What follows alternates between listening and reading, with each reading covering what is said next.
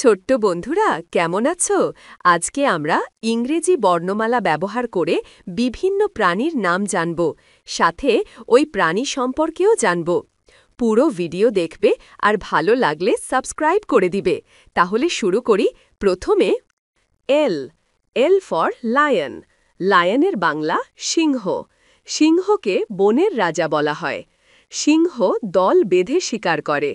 পুরুষ সিংহের মাথায় লম্বা লোম থাকে। এম। M for monkey. মাঙ্কির বাংলা বানর। বানর আমাদের অনেক আনন্দ দিয়ে থাকে।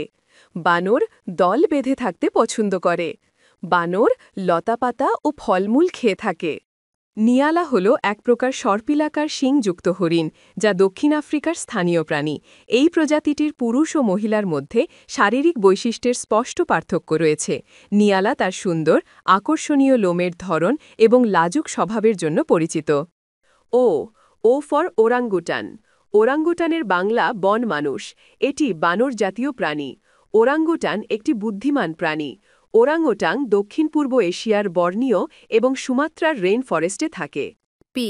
P for panda. পান্ডা চীনের জাতীয় প্রাণী। দেখতে অনেক সুন্দর।